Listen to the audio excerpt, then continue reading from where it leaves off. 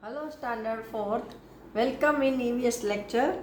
In previous lecture we have started our chapter number 3 A Day with Nandu. Now we are going to discuss some questions over here. Now we have discussed one question. If you were Nandu and you lived in a herd, what kind of things would you do? मतलब आप अगर नंदू होते और आप एक group में रहते तो आपको क्या करना अच्छा लगता। तो मैंने यहाँ कुछ लिख के रखा है कि भाई अगर मैं नंदू होता तो हमको क्या करना अच्छा लगता है ग्रुप में रहने में। जब हमारा ग्रुप साथ में होता है तो हम डांस करते हैं, पार्टी करते हैं, है ना, गाना गाते हैं, गेम्स खेलते हैं। तो मैंने भी लिखा है I would play, sing, dance etcetera. Next, in the elephant herd the oldest female elephant decides everything. Who take decision in your family? मतलब कि एलिफेंट के जो झुंड होता है, ग्रुप होता है, उसमें जो सबसे बूढ़ी हथनी होती है वो सारे डिसीजन लेती है, सब निर्णय वो ही करती है। तो आपके घर में कौन डिसीजन लेता है? तो डेफिनेटली अगर हमारे ग्रैंडफादर हैं तो वो लेते होंगे। अगर हमारा छोटा फैमिली है तो हमारे फादर डिसीजन लेते हैं। Next, make a collage of elephants in your notebook. For this collect as many pictures of elephants that you can. Cut out the elephants and stick them in the notebook. मतलब आपको elephant के group का एक collage picture बनाना है। उसके लिए आपको क्या करना है कि एक नोटबुक लेनी है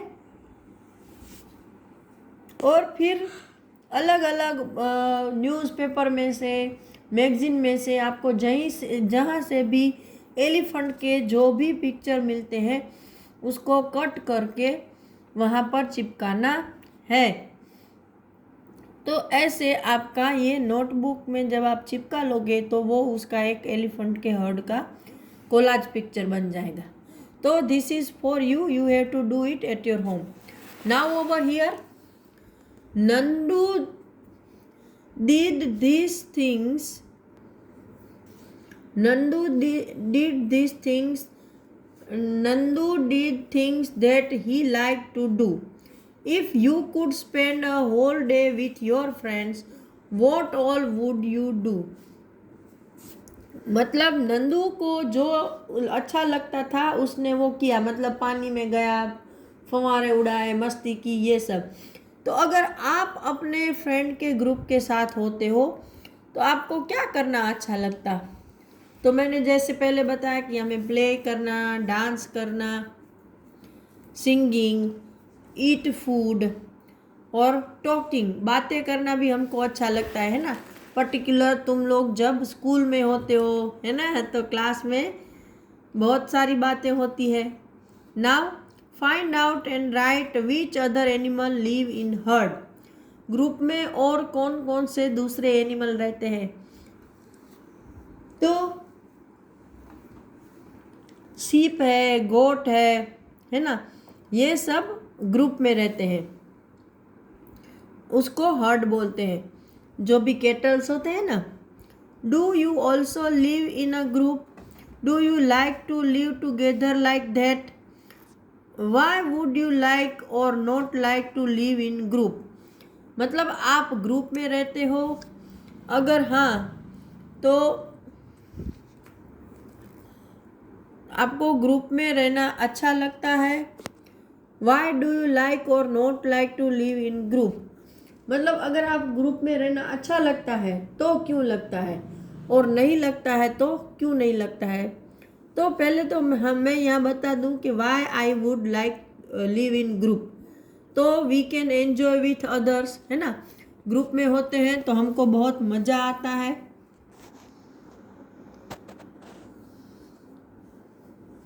कि एक दूसरे के साथ टाइम स्पेंड करने में। फिर we get help from others. अगर हमें कहीं पर कुछ दिक्कत आ रही है कोई वर्क करने में तो दूसरे हमें गाइडलाइन देते हैं फिर या हमारा वर्क बहुत ज़्यादा है तो दूसरे हमारा वर्क शेयर कर लेते हैं, है ना। We have do less work, जिससे क्या होता है कि हमें काम कम करना पड़ता है और एक दूसरे के साथ काम करते हुए टाइम कब स्पेंड हो जाता है पता नहीं चलता है। तो ये 3 मैंने लिखे हैं। Now over here, why I would not like, मुझे ग्रुप में रहना क्यों अच्छा नहीं लगता है। तो पहला तो ये है कि वहाँ पर बहुत ज़्यादा केओस हो जाता है, बहुत सारी भीड़ भाड़, कि भाई ग्रुप में रहते हैं तो चीज़ों को मैनेज करने में थोड़ी दिक्कत आती है। तो यहाँ पर मैं आपको पीडीएफ भेजूंगी, तब लिख दूंगी कि भाई हमको एक तो केओस होता है, बहुत क्राउड हो जाता है। फिर अगर ग्रुप में हम लोग काम कर रहे हैं तो एक दूसरे के डिसीज़न भी हमको मानने पड़ते हैं। वहाँ पर खुद का अपना हर जगह नहीं चलता है ना, सबको साथ मिला के चलना पड़ता है। और कभी कभी ऐसा होता है कि न चाहते हुए भी हमको दूसरों के डिसीज़न को फॉलो करना पड़ता है। तो ये सब जैसे बेनिफिट्स है वैसे मिस बेनिफिट्स भी है। Now how do elephant feel when they kept in chains, discuss and share your feeling. कि भाई आपको पता है कि एलिफेंट को जंजीरों में जकड़ कर रखते हैं तो उसको कैसा फील होता होगा। कि definitely nobody likes to bound in any chains या एनी बाउंड्रीज, किसी को भी कहीं पर बंद कर रहना अच्छा नहीं लगता है। अगर आपको एक बड़े से घर में भी बांध के ना रखे, चलो इमेजिन करो कि एक बहुत बड़ा घर है, वहाँ पर बहुत सारे कमरे हैं, लेकिन आपको घर से बाहर निकलने की कोई परमिशन ही नहीं है। आपको खाना पीना, कपड़े, एंटरटेनमेंट, मोबाइल सब कुछ मिल जाता है। रिसेंटली जैसे हमारे लॉकडाउन में हमने महसूस किया है ना, जब लॉकडाउन, अभी तो चलो अनलॉक हो रहा है तो हमको थोड़ा अच्छा है, लेकिन लॉकडाउन में कैसे हम लोग घर में बंद होके रह गए थे तो हमें कैसा फील होता था, है ना। अच्छा फील हुआ? नो, नॉट एट ऑल, क्योंकि हम कहीं जा नहीं सकते हैं, नहीं हम लोग बाहर गार्डन जा सकते हैं, ना दूसरे फ्रेंड से मिल सकते हैं, स्कूल भी बंद हो गए। तो अभी तो आप स्कूल को भी मिस कर रहे होंगे। तो this are the reason that nobody like to bound in any boundaries. तो उसको भी अच्छा नहीं लगता होगा definitely. Now over here, have you ever taken a ride on elephant, how did it feel.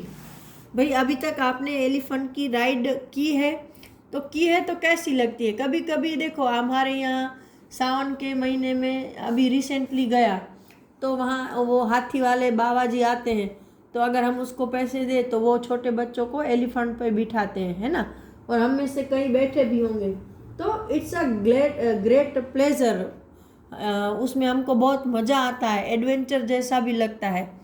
Now which animal have you set on, right their names. इसके अलावा अगर कोई और एनिमल्स पर आपने राइड की है, आप बैठे हो, तो उसके बारे में लिखना है। तो हम में से बहुत सारे हम लोग रेस कोर्स जाते हैं तो हॉर्स पर बैठते हैं, वहाँ कैमल भी पहले तो होता था तो कैमल पे भी बैठे हैं। और अभी कहीं हम राजस्थान, कच्छ ऐसे घूमने जाएं तो वहाँ पर भी कैमल राइड करने को मिलती है। बाकी दूसरों का तो मुझे पता नहीं है, बाकी मुझे 2 लगे तो मैंने वो लिख दिए हैं। You must have seen many animals around you, in books, in movies, some may be alone, some in group. Find out more about any one of these animal and write about it. इसमें क्या लिखा है कि आप अपने आजू बाजू में, चाहे बुक में हो या पिक्चर में, बहुत सारे एनिमल देखे होंगे, राइट ना। उनमें से कुछ ऐसे हैं जो कि अलोन रहते हैं, अलोन मतलब अकेले, और कुछ है वो ग्रुप में रहते हैं। तो उसके बारे में आपको डिटेल में फाइंड आउट करना है, सर्च करना है और फिर यहाँ पर लिखना है। तो इसका भी मैं आपको ऐसे वर्बली तो बता रही हूँ कि जैसे एलिफेंट का हमने अभी लर्न किया, जो इसमें बहुत सारी बातें ऐसी होंगी जो शायद आपको नहीं पता होंगी। तो वो कि भाई बच्चा 14-15 ईयर्स का होता है तो हर्ड छोड़ देता है, एलिफेंट ग्रुप में रहता है, मेनली फीमेल का होता है। फिर एक और बात मैं बता दूं एलिफेंट के बारे में कि एलिफेंट की हियरिंग सेंस है वो बहुत पावरफुल होती है। वो जैसे हम लोग कैसे हर चीज़ एलिफेंट का जब ट्रम्पेट करते हैं, आवाज़ निकालते हैं तो हम सुन पाते हैं, है ना। लेकिन वही एलिफेंट जब एक स्पेशल आवाज़ निकालता है जो कि मीलों दूर तक जाती है, लेकिन उसकी जो फ्रीक्वेंसी है वो ऐसी है कि हमारे कान उसको सुन नहीं पाते हैं। वो नॉइज़ सिर्फ और सिर्फ दूसरे एलिफेंट सुन सकते हैं। तो इस तरह से एलिफेंट अपने मैसेजेस भेजते हैं मीलों दूर दूसरे ग्रुप को। तो ये भी एक एलिफेंट के बारे में रिसर्च है। आप ऐसे किसी भी एनिमल के बारे में डिटेल में है तो ऑनवर्ड में लिख, you can write in own words. Again I am telling you that just try to write question answer in your own words. हमेशा ऐसी स्टोरियां हैं कि जिसमें आप कुछ अपने आप लिख सकते हो। यहाँ पर ये लेक्चर जो मैं एक्सप्लेन कर रही हूँ उसको सुनने के बाद आपको पता चल गया लेक्चर में क्या क्या है। तो जब आंसर आए तो try to write in own words while you are writing in your examination. Preparation के टाइम भी same method you can use, okay, so that you will be able to write in English. क्योंकि जैसे जैसे बड़े होगे तो आपको बहुत बड़े बड़े चैप्टर आएंगे और तब सब क्वेश्चन आंसर को रट के याद रखना that would be quite difficult for you. Okay, now I am going to on the next page. Why do you think the egret is sitting on the buffalo? Look at this picture. There is a bird sitting on a back of a buffalo. तो यहाँ पर बताया है कि आप इसका नाम है एग्रेट। तो ये जो एग्रेट है वो बफेलो की पीठ पर क्यों बैठा है? तो मेन रीज़न कोई इसको मज़ा नहीं आ रहा है इसकी राइडिंग करके कि चलो यहाँ से वहाँ चल के नहीं जाना है, इसकी राइड ले लूँ। No, there are so many small insects that are sticking on the buffalo's back, and this egret is going to pick them and going to eat it. ये जो एग्रेट है वो क्या करता है कि वो एक बर्ड है तो वो इंसेक्ट ईटर है, इंसेक्ट खाता है। और ये बफेलो है उसकी बॉडी पर बहुत सारे छोटे छोटे इंसेक्ट होते हैं। तो ये क्या करता है कि उसको चुन चुन कर खाता है। तो इससे दोनों का फ़ायदा होता है कि एक तो इसको खाना मिल जाता है, दूसरा ये बफेलो है उसकी अपनी बॉडी से इंसेक्ट चले जाते हैं तो उसको जो इचिंग होती है या उसको बीमारी होने का जो डर रहता है वो कम हो जाता है। इसकी वजह से बफेलो भी ऐसे बर्ड को, बफेलो जैसे दूसरे भी एनिमल बर्ड को अपने ऊपर राइडिंग करने देते हैं और दोनों का इससे फ़ायदा होता है। Now next question, have you seen any animal riding on another animal right it's name? The animal which is riding. आपने ऐसे किसी और एनिमल को देखा है जो दूसरे एनिमल के ऊपर राइड कर रहे हैं? तो एक तो स्पैरो होती है, हमने स्पैरो देखी है कभी कभी घर के आजू बाजू, है ना, गाय पे बैठी होती है। फिर अगर आपने डिस्कवरी में देखा हो तो एक लार्क जैसा बर्ड होता है जो कि सवारी तो नहीं लेकिन हाँ पहले तो सवारी करता है, फिर जैसे ये होते हैं ना क्रोकोडाइल्स, उसकी बॉडी पर से उसके मुंह में से जो मीट के टुकड़े हैं वो निकाल के खाते हैं।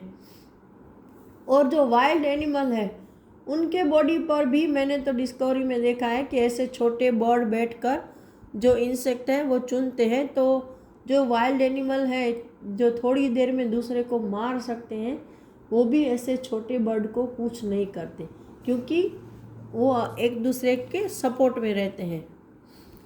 The animal which gives the right, कौन सा एनिमल है जो राइट देता है?